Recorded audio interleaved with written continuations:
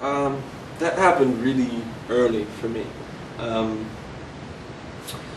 guess what would I have been? Maybe 11 or something like that, or 10, that I decided I didn't want to be a dancer as a profession. That I wanted to. 11, 12, I guess, decided I wanted to choreograph. And I guess first it sort of happened by chance. I was actually in a rap duo when I was like 11 and 12 on Sony Records. And we did a couple music videos. And they weren't going to pay for a choreographer, so they said, well, you're the dancer, you choreograph. You know, so I kind of choreographed our video, and I guess that was my first impromptu job, you know. But yeah, I mean, I think really early on, I wanted to create it. I just became really interested in that side, and also probably because I became interested in film directing really young, like 8 or 9. Wow. So I was just interested in behind the scenes. I wanted to be the one who's creating it, and for me, I'll always be a choreographer, but I also always looked at it also as a stepping stone towards directing, towards film directing. You know, it was my obvious niche or my natural talent to start with, so like, this is what you do, and as I said, I'll always do it, but I knew it would, you know, teach me about telling stories and working with dancers, working with actors, you know, teaching them how to portray a story and a feeling, a character through movement. So yeah, it started really early for me. Yeah, a couple short films and some commercials, and my wife, who's my creative partner, we do all the conceptual stuff together. She's not a dancer, she's a writer. And we're writing a film right now that the goal is to do that this year, shoot that this year.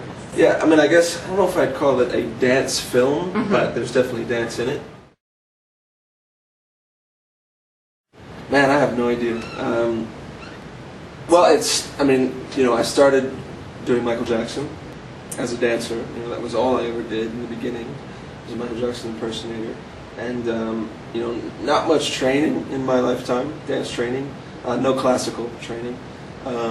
You know, a little bit of jazz and things like that, because I was in a dance company in Australia. And hip-hop training.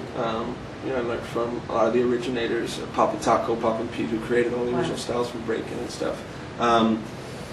So it progressed from Michael Jackson, whatever you call that, to hip-hop. I was kind of just focused on that, and that's definitely, I think, most of the time hip-hop remains the foundation of it, the root of what I do.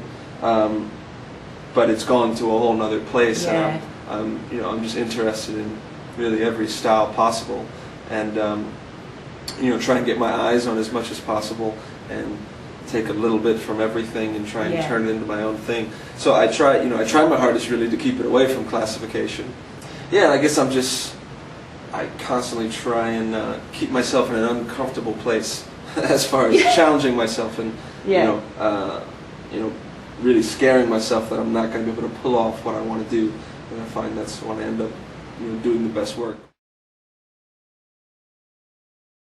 I mean, I guess, I don't know if nervous is the word, but yeah, I mean, definitely concerned, just because I'm always trying to find something new. I'll try and pick a piece of music, and you know, a style of music that maybe I've never quite moved to before, because I just know it's going to push me to change my movement.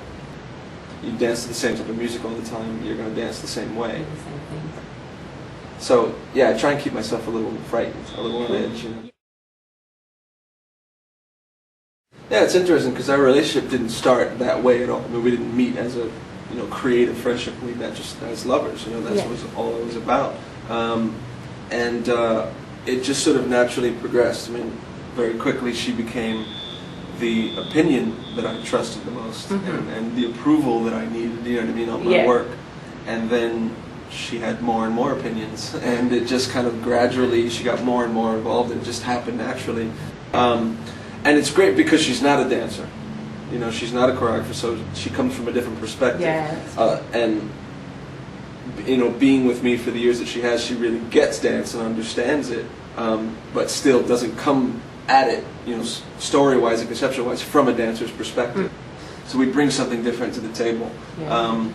Yeah, it's just a fun creative process where, I mean, we both have the same love for telling stories. You know, and that's what it all boils down to for us. That's really first priority. Very rarely am I'll enjoy it, but I never really go for something just for the sake of movement.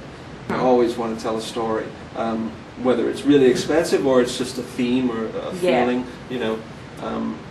But that's what we spend our time doing. We'll either the concept comes first or the piece of music comes first. But we'll sit down and just, sometimes we'll spend a little time separately, just kind of working and writing, come up with ideas.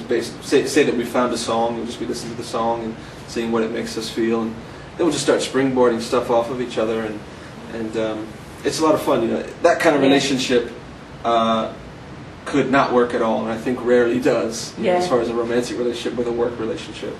But I mean, we get into it, and we fight about stuff creatively, but the thing we're really good at is when the work is done, switching. You know what I mean? And going back to like, that's over, we're married. You know what I mean?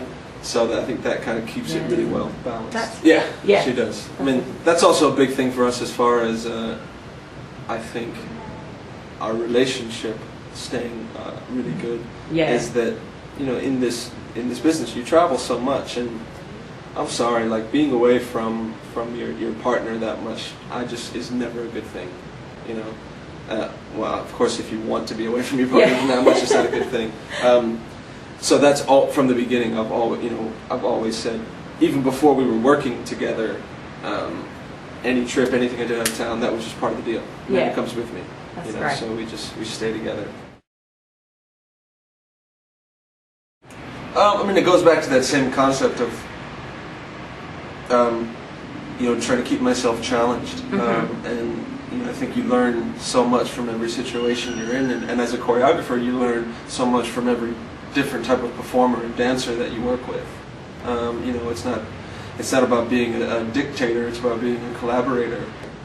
And I think it's your job as a choreographer director to adapt to every situation you're in and every body that you're working with. You know, something that you create isn't, you know, a piece of movement that you create isn't necessarily going to look the same on every dancer, and isn't necessarily going to look good on every dancer. So that's always a fun process of, you may go in with something in your mind that you want to do, and you put it on this body, and it just doesn't work at all. And it may be a cool piece of movement, but it may look like crap on this particular person. Even if they're wonderful, they just, you know, everybody comes from a different place. So that's always a fun process, adapting. And then, it's just keeping that challenge, and it keeps me growing. Probably one of the hardest things I've ever done. I knew it was, that was one of those things where I was terrified going into it. Because it wasn't something I pursued. The director, Helgi Thompson, called me after he saw The Hummingbird and the Flower, something I did on So You Dance. And and he knew nothing of me before that, and he loved that piece, and he said, do you have any classical training? I said, not an hour. You know, he was like, okay, like thinking, does he regret calling me? You know? But no, he was actually really cool, and just really wanted to try something new. So it was challenging in the fact that I'm used to, I think in the world that we're in, the dancers are usually pretty hungry and wild and ready to try anything.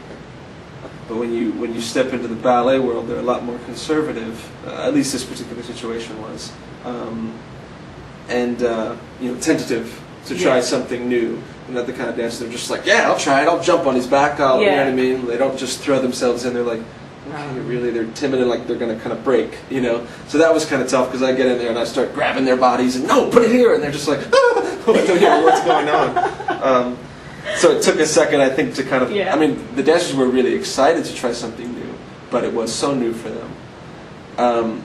But again, I didn't go in trying to just do me or what I usually do. I knew I was going to have to try and strike a balance in there, and then hoping that something new would be created out of my world and theirs.